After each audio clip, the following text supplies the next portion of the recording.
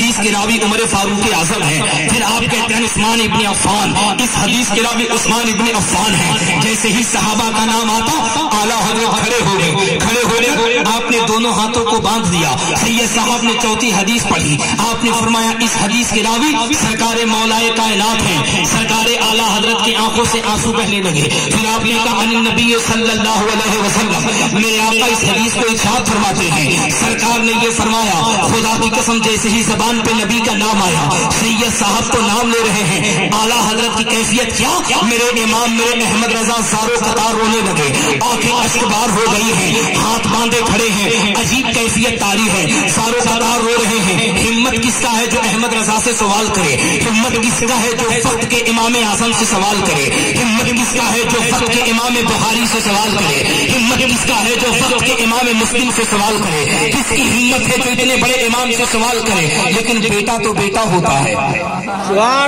بیٹا تو بیٹا ہوتا ہے، لاڈلا تو لاڈلا ہوتا ہے۔ محفل ختم ہو گئی، سبھی لوگ بیٹھ گئے ہیں، اعلیٰ حضرت پھر بھی کھڑے ہیں، رو رہے ہیں، آنکھیں اشکبار ہیں۔ آپ کے بیٹے کھڑے ہوئے جن کا نام حضور سرکار مفتی اعظم ہی ہے، سبحان اللہ، کو بوسہ دیتے ہیں۔ میرے اعلیٰ حضرت نے آنکھیں کھولی، کہا بابا جان بیٹا ہوں آپ کا، سوال کرنے کا حق ہے، اگر جواب دیجیے گا تو اہل سنت کو عقیدہ مل جائے گا۔ بابا یہاں تقریر ہو رہی تھی، صحابہ کا نام لیا جا رہا تھا، لیکن آپ رو کیوں رہے تھے؟ میرے اعلیٰ حضرت مسکراتے ہیں اور بلرام پور والوں، سکھولی کلا والوں، اپنے آقا کا جلسہ سننے والوں، احمد رضا نے تمہیں جواب دیا، کہا بیٹے یہ عشق کی بات ہے، عشق کی بات، راز کی بات ہے، راز کی بات، اسے چھپا کے رکھنے دو۔ مفتی اعظم نے کہا تھا ابا چھپانا نہیں ہے بلکہ بتانا ہے، مانا کی راز ہے، لیکن راز اپنوں سے نہیں چھپایا جاتا ہے، اپنوں سے نہیں چھپایا جاتا ہے، بتائیے تو صحیح بات کیا ہے؟ اب جواب سنو۔ احمد رضا نے کہا بیٹے جواب یہ ہے جو سید صاحب نے کہا ان ابی بکر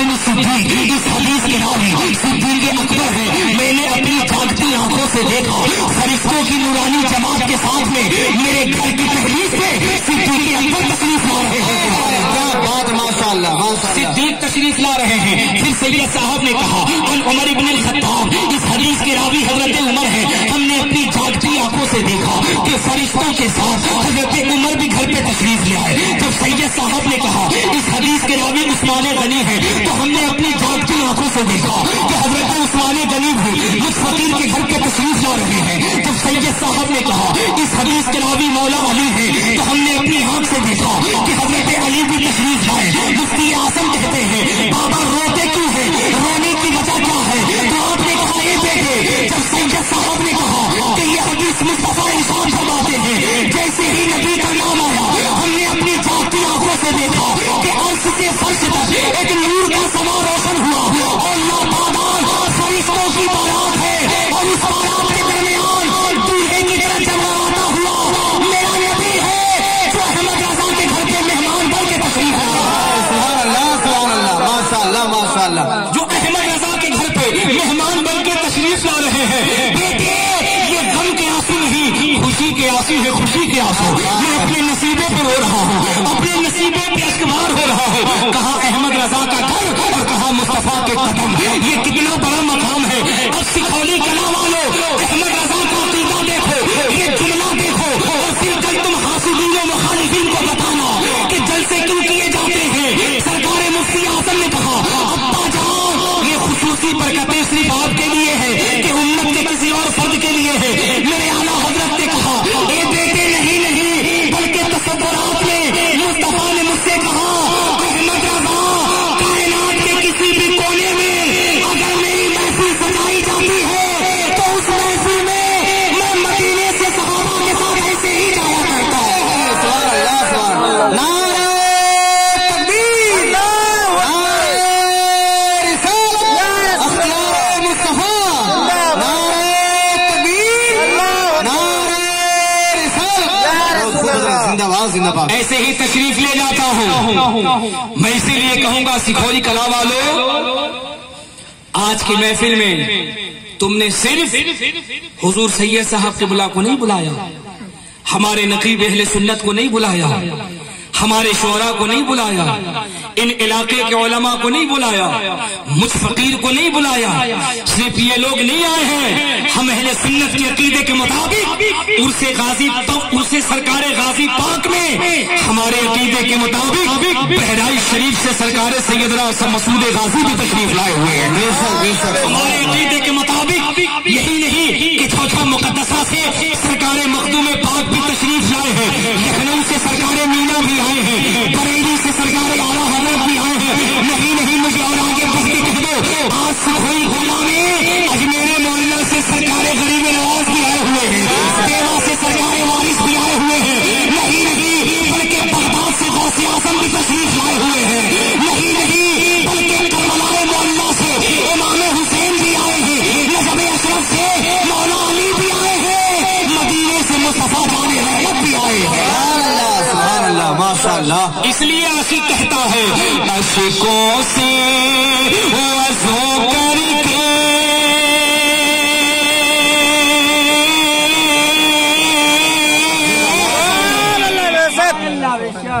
بیٹھو تو کرینے سے,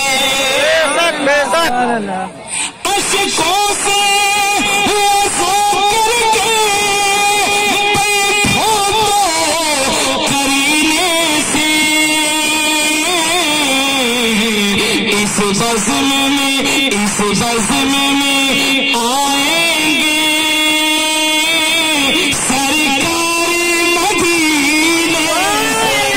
بہت خوب, ماشاء اللہ, ماشاء اللہ. اس بزم میں آئیں گے سرکار مدینے سے. پورا مجمع یہاں سے لے کے وہاں تک جتنے لوگ بیدار ہو گئے اپنے آقا کا ذکر سننے کے لیے, ذرا ہاتھ اٹھا کے ایک مرتبہ زور سے کہہ دیجئے یا رسول اللہ. ایسے لگے کہ ہم لوگ مدینہ شریف میں بیٹھ کے اپنے آقا کو پکار رہے ہیں, یا رسول اللہ. قریب کرو, بات سمجھ میں آ گئی. ہم میلاد کیوں کرتے ہیں؟ اس لیے کرتے ہیں اپنے نبی کو بلا کر اپنے عشق کا امتحان دیتے ہیں. اب آگے بڑھو اور تمام طرف اپنے ہندو بھائیوں کو ایکٹیو کرو. میرے ہندو بھائیوں, آپ تیار رہیں. اب باتیں یہاں سے وہ چلے گی جو اس دور پرفتن میں آپ کا جاننا ضروری ہے.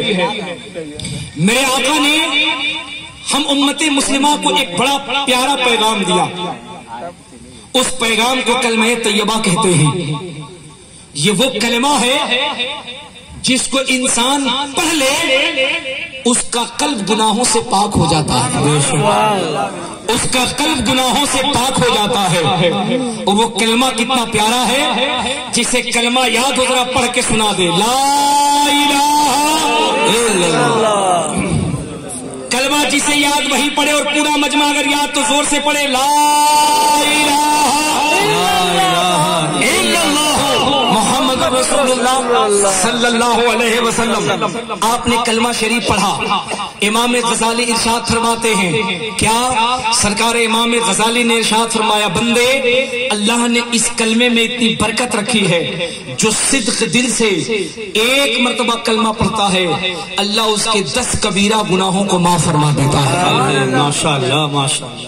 صغیرہ نہیں, کبیرہ, جو بڑے گناہ ہیں. فرماتے جو دل سے ایک مرتبہ کلمہ پڑھتا ہے اللہ اس کے 10 کبیرہ گناہوں کو معاف فرما دیتا ہے. کلمہ کتنا پیارا ہے, ذرا ایک مرتبہ اور برکتن پڑھ لو تاکہ ایمان تازہ ہو جائے. لا الہ الا اللہ. لیکن آپ کے اتنے بڑے مجمع میں جو سینکڑوں کی تعداد میں ہمارے ہندو بھائی تشریف لائے ہیں, وہ پیار کے ساتھ بیٹھ کر یہاں یکجہتی کا پیغام دے رہے ہیں. اب ہمارے ہندو بھائی کے ذہن میں یہ سوال آئے گا کہ مولانا چترویدی صاحب بہار سے آئے ہیں, اب تک اپنی باتیں کر رہے ہیں, ہمیں کچھ نہیں بتایا. میں کہوں گا نہیں میرے ہندو بھائیوں, آپ کو تو ہمیں اور بھی بتانا ضروری ہے, کیونکہ ہم آپ سے پیار کرتے ہیں.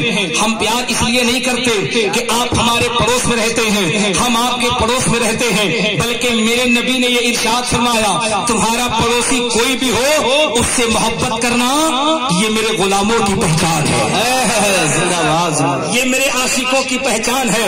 जरा ज़हन करीब कीजिएगा, हम कलमा पढ़ते हैं, कलमा पढ़ने से गुनाह पाक होते हैं, लेकिन आपको अपने हिंदू भाइयों को भी बताना है, आपको अपने पड़ोसी भाइयों को भी तो बताना है कि कलमा पढ़ने से क्या होता है। अब मेरे हिंदू भाई ज़हन को करीब करें, हमने अपनी किताबों से दलील दी कलमा पढ़ने से गुनाह पाक होता है। इमाम गज़ाली ने इरशाद फरमाया, कलमे पे कुरान और हदीस में बेशुमार फज़ाइल है। वक्त हमारे पास कम है, आपके पास भी कम है, हमें बातें तेजी से बता के आगे बढ़नी है। कलमा पढ़ने से गुनाह पाक होता है, बस इसको ज़हन में रखिएगा।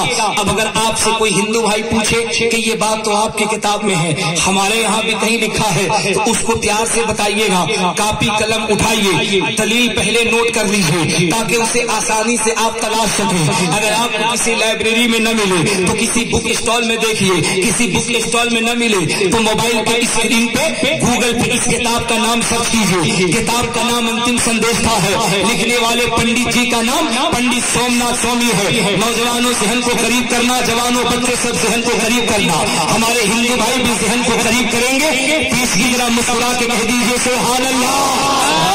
सुनो, कलमा पढ़ने से गुनाह पाक होता है। हम अपने पड़ोसियों को कैसे बताएंगे? तो कल उनके करीब जाइएगा, मोहब्बत से उनको अपने सीने से लगाइएगा और कहिएगा बिहार से चतुर्वेदी साहब आए थे, उन्होंने बताया कलमा पढ़ने से गुनाह से पाक होते हैं। ये जो मैला सीना है, गंदा सीना है, ये चमकने लगता है और हमारे अकीदे के मुताबिक कलमा पढ़ने से ये सीना सीना नहीं बल्कि मुस्तफा का मदीना हो जाता है। लोग कहेंगे कैसे? तो उनसे कहिएगा जनकपुर के महाराज जी हैं, 350 साल पहले जनकपुर में पैदा हुए हैं। ये जनकपुर क्या है? हिंदू शास्त्र के मुताबिक राम जी का ससुराल है, सीता जी का नैहर है। राम जी का ससुराल है, सीता जी का नैहर है। उसी जनकपुर में 350 साल पहले एक महाराज जी हुए हैं, उनका नाम पंडित सोमनाथ स्वामी है। किताब का नाम अंतिम संदेश का है। उनसे उनके लोगों ने पूछा, ये महाराज जी ये मुसलमान कलमा पढ़ता है, इस कलमा के पढ़ने से क्या होता है? तो जरा मुसलमानों अपने नबी की शान देखो। जनकपुर के महाराज कहते हैं उस नबी की बात करता है, उनके कलमे की बात करता है। तो सुन सुन सुन, हम तुझे बताते हैं उन नबी का कलमा इतना पावरफुल है कि हमने ये भी माना है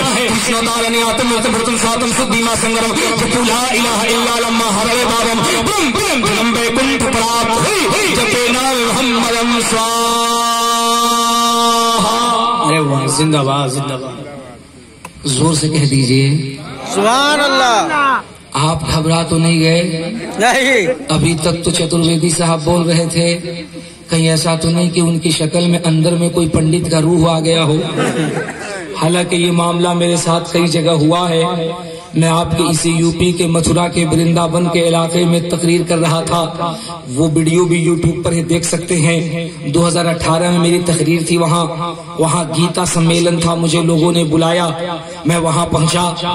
गीता में मेरे नबी की बशारत की क्या क्या खबरें हैं, मैं गीता पढ़ रहा था, वेद की कई सारी किताबों के हवालात पढ़ रहा था। और मेरे मंत्र को सुनने के बाद 2-4 पंडित जी आए और स्टेज पर ही आके मुझसे मेरे कान में धीरे से कहा, चतुर्वेदी साहब सही बताइएगा, पहले आप हमारी बिरादरी में थे, बाद में छटक करके मुल्ला जी बन गए। हमने कहा अल्लाह का फजल है कि मैं खानदानी खूटा ठोक टनाटन टिटिए सुन्नी बरेलवी मुसलमान हूँ। सुभान अल्लाह। फिर उन्होंने कहा ये अंदर से मामला कहाँ, ये माल कहाँ से निकल रहा है? मैंने कहा ये माल नहीं, अल्लाह का शुक्र है कि उसने अपने महबूब के जिक्र को दुनिया की तमाम किताबों में सजा रखा है। सुभान अल्लाह। क्या महाराज जी क्या कहते हैं?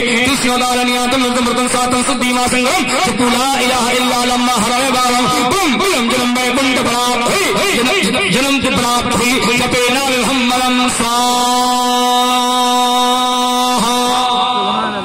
जरा मुस्कुरा के कह दीजिए सुभान अल्लाह। अब मेरे हिंदू भाई ध्यान से सुनिए, आप भी ध्यान से सुनिए, इसका तर्जमा कर दूं, चेहरे पे मुस्कुराहट आ जाएगी। आप कहिएगा कि चतुर्वेदी साहब आप क्या कहना चाह रहे हैं? मैं कहूंगा कि हम नहीं बल्कि महाराज जी यही कह रहे हैं, कृष्णोतारण्यातम मृतम सातम सद्दीवा संगम जपूला इलाहा इल्ला लम्मा हरणे बाबम बालम पीदम जन्म वैकुंठ प्राप्त जपे नाम मुहम्मदम स्वाहा। महाराज जी کہہ رہے ہیں اے زمانے کے لوگوں، اس برہمانڈ میں اس زمین پر ایشور نے اپنے جب دودت کو بھیجا تو اس دودت کو دو شکتی پردان کی، ایک شکتی کا نام لا الہ ہے اور دوسرے شکتی کا نام محمد الرسول اللہ ہے۔ سبحان اللہ۔ ایک شکتی کا نام لا الہ، دوسرے شکتی کا نام محمد الرسول اللہ۔ وہ آگے کہتے ہیں جانم پارم پیدم، اس تین شبد کو یاد کرنا اور کل کسی پڑھے لکھے ہمارے ہندو بھائی سے پوچھنا ان تین شبدوں کا مطلب کیا ہوتا، وہ آپ کو بتائیں گے۔ اگر آپ اجازت دیجئے تو میں بتا دوں، صحیح بتائیے بتاؤں کہ نہیں؟ بتا دوں، لیکن اس سے پہلے اجازت دیجئے کہ میں کھڑے ہو جاؤں۔ اجازت ہے؟ لوگ کرسی نہیں چھوڑتے لیکن ہم آپ کے لیے کرسی چھوڑ رہے ہیں۔ اتنے بڑے مجمع میں اگر کوئی ایک نوجوان جس کو نعرہ لگانا آتا ہو ذرا کھڑے ہو کے نعرہ لگا دے۔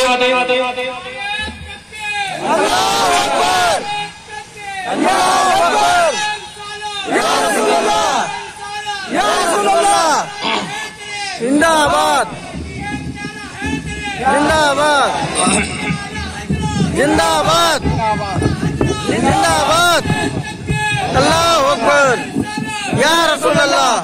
ذرا محبت سے سبحان اللہ۔ اب ذہن قریب کرنا، دھیان سے سننا، 1 گھنٹے کی گفتگو اور ہوگی، بالکل توجہ کے ساتھ، میرے کھڑے ہونے میں بھی حکمت ہے، تھوڑی دیر کے بعد وہ بھی تمہیں پتا چلے گی۔